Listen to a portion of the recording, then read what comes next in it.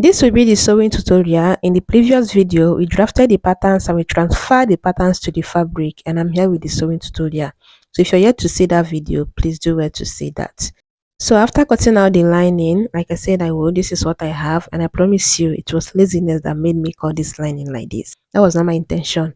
But then I cut for both front and back here, and now we are going to start joining. This is what I did with the neckline. I pressed in cutting a stitch and I notched this part that I said you should notch, and I did the same thing on the fashion fabric too. Just as it's folded like this and your pattern on it, go ahead and notch those areas. Now I'm going to be opening it up this way. This is the center front. Then I'm going to place the side front on it this way. Match up the notch I have indicating the waistline. Pin it down. Then I'll also go ahead and pin it down here on the bust area. And now I'm going to go over to my sewing machine and join it just from top to bottom, or better still you can start from down and sew it all the way to the shoulder. Okay, then I'm going to open it up this way, then place this other side, right side to the right side, pin it down. I'll also pin it down on this bust area and also around this part. You can decide to just go ahead and pin it down all the way down. Then you go ahead and join it and repeat the same thing with the lining too.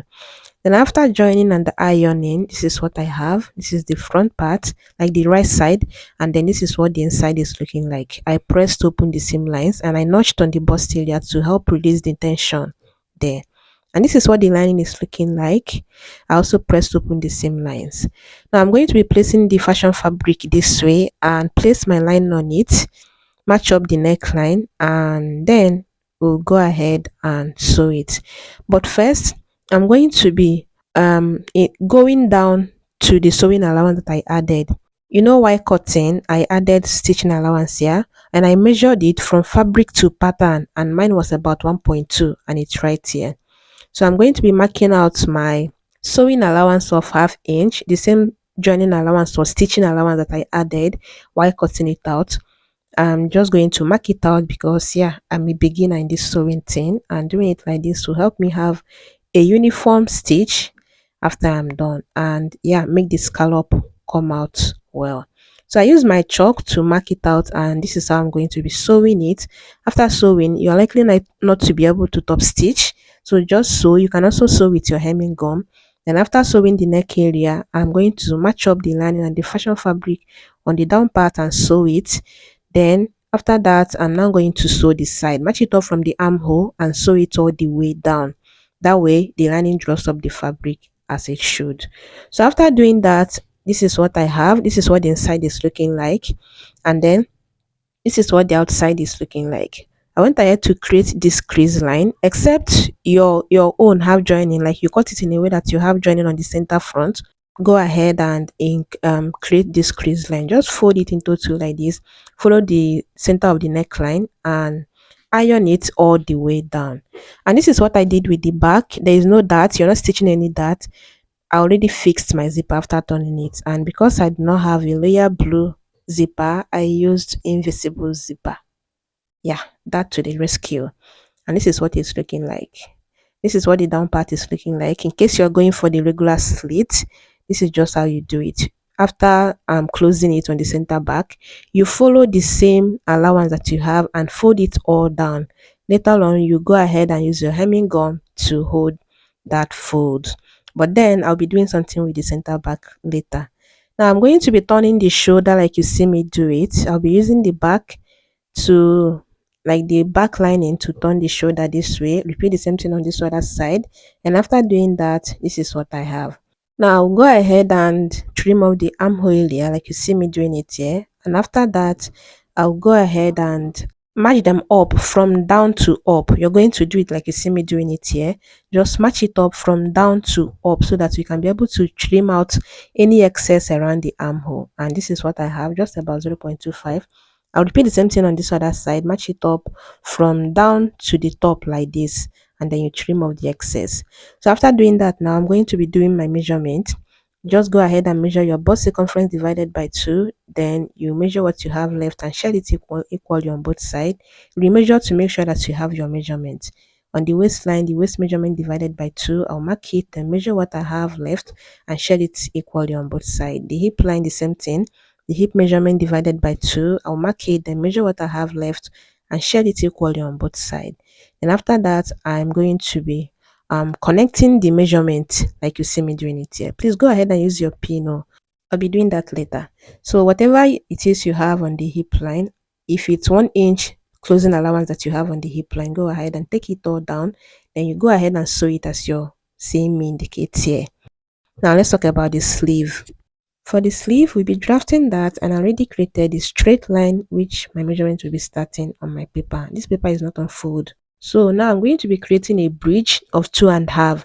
From the center of your paper, come in 2.5 like you see me doing it here, and mark a straight line to connect it this way. Now my measurement will be starting from this line. From here now, I'm going to be going down to the sleeve length, which is going to be 4 inches above your long sleeve length. Do you understand? So her long sleeve length is about 25. 4 inches above that will be 21. And I'm marking that now as the length of the sleeve. After that, I'm going to be marking it out this way. Then come here and go into her sleeve width. So you're marking what you usually use to fold your basic sleeve, and that's exactly what I marked here. Then I'm going to connect it like this. Once that is done, I'm going to come down here on this side to 3.5 and give it that sleeve cap curve. We are basically cutting out a basic sleeve. Yeah, once I'm done with the curve, once I have it right here, I'm going to come down to the sleeve length and marker wrist circumference divided by 2 plus extra 1 inch. So your wrist circumference divided by 2 plus extra 1, and you see how I connected it to the sleeve width. Now I'm going to be coming down here to 3 inches. Then I'll be coming up here to 3 inches again. You can try to do from 3 to 5 inches on the down part. Yeah, then I'll measure what I have from that 3 inches I have on the top to the 3 inches I have on the down and divide that by 3. The scallop you're working with is 3, yeah, so you're going to divide whatever it is you have here into 3 equal halves, and that's exactly what I'm marking out here. But there's something else I'm doing. I'm creating 1 inch space between those intervals, which is totally optional. Like I already said, just divide yours into 3, and then you're going to be marking the intervals. So after that, this is what I have. The other 1 inch in between, I'll be showing you what I did with that. But like I already said, it's totally optional. And you're going to get the midpoint of the intervals. Once you have it, once you divide that into 3 equal halves, you're going to get the midpoint like you see me doing it here. Just measure it and divide that into 2 equal halves. Then I'm indicating it just like this. The next thing I'll be doing now is to come here and go out to 1.5, then come here and mark 2 inches, and here 2.5. So we have 1.5 on the first one, 2 inches on the second one, and 2.5 on the third one. You can also decide to do 1 inch on the first one, 1.5 on the second one, and 2 inches on the third one, especially if you don't want yours as high as mine. Do you understand? Then I'm going to be connecting it from this one to the 2.5 I have here, and you can see how high this is. So if you're not comfortable with that, just like I already said, 1 inch on the first one, 1.5 on the second one, and 2 inches on the third one. But yeah, you're going to be connecting it like you see me doing it here, and you're connecting it from one interval to the other one. Yeah, from one interval to the highness, then to the next interval.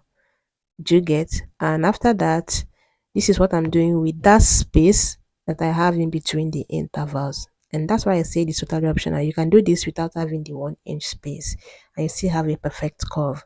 Now once that is done, I'm going to be coming in here. From here, I'll be going out to, or going in 1 inch, and then I'm going to be curving from here. Just give you this curve. I hear that I'm not giving you measurements here, but please watch.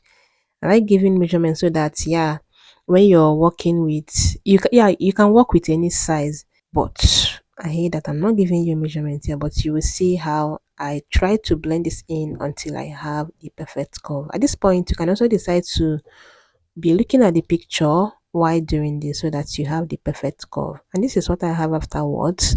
And yeah, the sleeve is ready. I'm going to be cutting it out like you see me do it.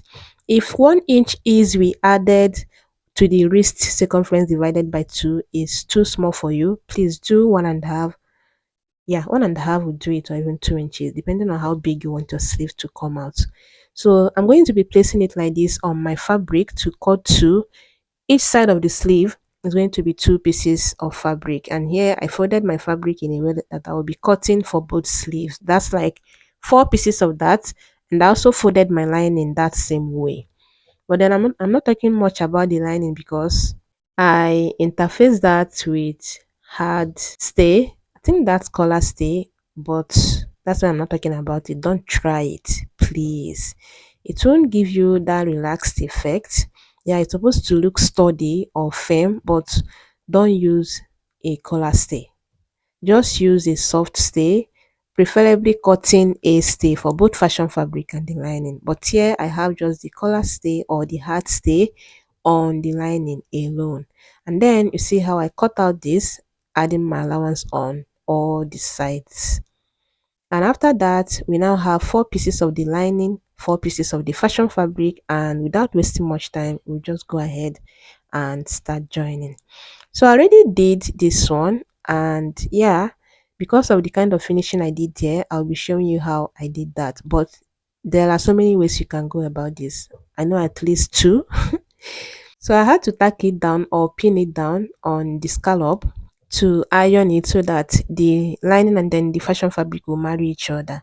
But then, like I already said, there are at least two methods I know you can use to go about this. First one is to just go ahead and turn them separately with your lining. Place your lining right side to the right side. Then you go ahead and sew the scallop. Do the same thing on this other one and join them together if that is what you want. But since I already did this finishing on the other one, I'm going to repeat the same thing here. And to do that, you're going to place your fashion fabric right side to the right side. Then I'm going to be marking out my allowance because I already say that I'm a beginner in this sewing thing.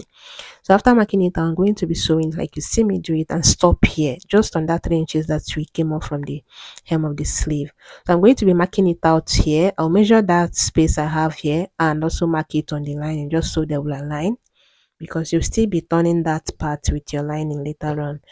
Then I'm marking out my allowance this way. This will just ensure that you have a uniform scallop and you sew with the same amount of stitching allowance afterwards. So after doing that, this is what I have. And after sewing the scallop area on both the fashion fabric and the lining, I'm going to be notching like you see me do it here. Just notch very close to your stitch line, but please do not cut your thread. Okay, you don't have to cut it through or notch it through. Just notch very close to your stitch line. Repeat the same thing on this other one, especially on the high of the scallop and those parts that look like straight at neckline. Just notch that part very well. Then after that, you can start to trim off the excess allowance. Then I'll go ahead and go to my ironing table and iron it like you see me doing it here. That's like iron on the part that you can press open the seam lines and then you turn it to the right side and iron it smoothly like this. So this is what it's looking like after doing that. After ironing it on the right side, I had to turn it out this way, and I'm not sure if you can see the traces of my hemming gum. I used the liquid glue to hold the hemming gum down so that after fixing it to the fashion fabric, they are going to marry each other on that scallop part.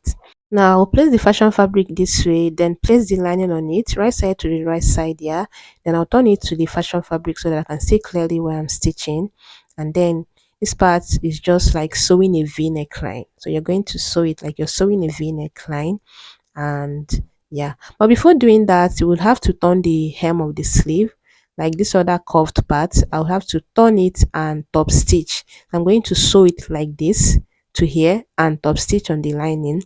Then I'll go ahead and also sew it from here all the way to this other side, top stitch on the lining before I now go ahead and sew on this V part. And after doing that, this is what it's looking like. I've sewn and I've top stitched, and this is what it's looking like. It's looking even neat even before turning it to the right side. Now the next thing I'm going to be doing now is to go ahead and flip it to the right side in a way that we have the right side of the fashion fabric and also the right side of the lining. But then you might want to release the tension here. I'm using my scissors anyhow you choose to do it, but that part is likely not to be very neat except you release the tension around that point. Then I'm going to be poking out the scallop here. That's like putting the lining inside, just marrying them together. And once I have it, I'll pin it down, like pin the both the fashion fabric and the lining together, like you see me doing it here. Take your time. If you need to use scissors, or if you can just use your hand, go ahead and do it. Then after that, I'll just arrange it like this, then go ahead and stitch it down. Okay, you're going to be opening it up like this, then you stitch, make sure the lining and then the fashion fabric that they are lining on both sides this way. That way you're not going to have any bubbles or any excess fabric around that scallop part. So after doing all of that, I went ahead to give it a good press, and I'm sure you cannot tell the one I just did and the one I previously did before showing you how to do it. But yeah, this is what it's looking like, and that's why I said you should not use the hard stay on this thing. Just use a soft stay. You can do that both on the fashion fabric and the lining to make it sturdy and firm looking. Now to fix the sleeve, the gown is on the wrong side, yeah, and I'm going to be sliding the sleeve into the armhole this way in a way that is going to be right side to the right side. Then we have joining on the sleeve, yeah, and the shoulder joining. That tells the midpoint. So you're going to match them up, pin it down this way. And if you did your sleeve right, they are going to align this way, and then you go ahead and sew it round, fix this other one, and give it the final press before this part. Now let me show you how I did the bell knotting. I've already started, and I'm sure you can see the markings I have on the gown. I use this fabric chalk or fabric pencil to indicate it, and I did that in a way that it's easy for me. The hyphen one or the one that is longer is for these ones, why I have the bigger ones, the bigger dots for the bigger pearl, and then the small one for the small pearl. This marking will help make it easier for me, and it's heat erasable. Now I use these pearls, these sizes, and I have the big, the small, the smaller, and the smallest, and it's going to be like this. But if you don't have this small one, you can also use this crystal. But if you don't have both, you can do just this three. Okay, so let me show you how I did that. But yeah, this is all the sizes that I used. You're going to be needing your regular thread. I'm using white, and then I use just the regular needle. I wouldn't advise that to use that bigger one, yeah, because of the piercing. I already said that this my fabric is not needle friendly. Yeah, then you're going to be passing your thread into the needle and knot it like this and cut off the excess just like this. Then you're going to take the smallest of the pearl, and then you're going to pass your needle into it this way. And just before your thread goes all in into the hole, yeah, you're going to get the midpoint of the strands of thread. Okay, I have four strands here, yeah. The midpoint or half of it is going to be two. Then you're going to pass your thread like this and make it firm, and then you're going to be passing it again into the hole just like this, and then just make sure that the thread is tight enough. You're going to hear a sound which means that yeah, it's now firm. Then you're going to take this big one, then you take this small one, and then three of these smaller ones. Okay, just like that.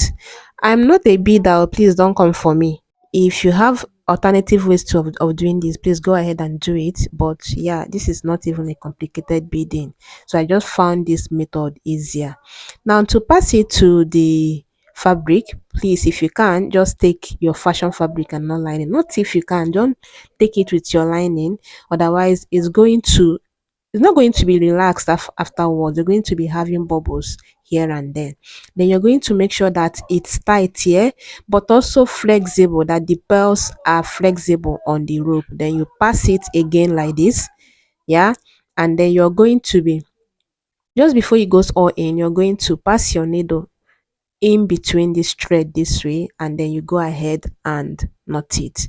Okay, just for security measures, you're going to tack it again. Just pass your needle into the fashion fabric again, and then just before your thread goes all in, you're going to pass your needle in between the threads and knot it very firm. For people who do not have trust issues, you can just go ahead and cut your thread like this, but this is how I cut it. Later on, I'm going to be tying it to make it even firm. Let's do that again.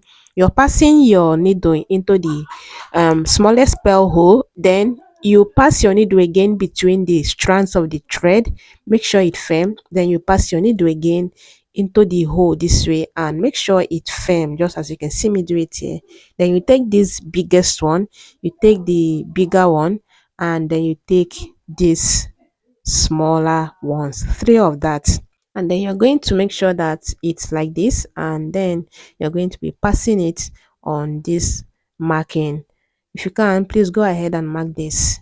It will be easier for you to work with it that way. Like I already said, it's heat erasable, or when you wash your fabric it's going to go off. Even if without washing, you won't see the traces afterwards because this is going to cover it. And then you're going to just repeat the same thing like we did on the other one. Like I already said, just make sure that the pearls are flexible enough but not loose on the thread.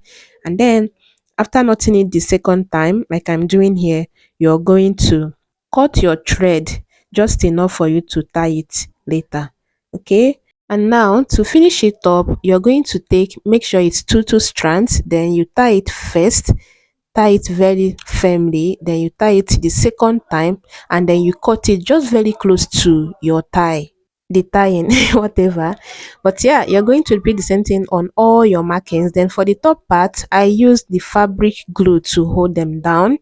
It's really strong, but later on I'll be using needle, yeah, thread to hold it even firmer because I have limited time doing this. But yeah, if you did it the right way, you're going to end up with an amazing result like this, flexible yet strong. And yeah, this was the video she sent. Smanya Ashile Sheko. And this is it on the mannequin on the right hand side. You're going to do this on the sleeve and also on the back, but I only did mine on the front part. But yeah, that's pretty much about it for this particular tutorial. I hope you found it very helpful. If you did, let me know in the comments and I'll be seeing you on my next one. Be good. Bye.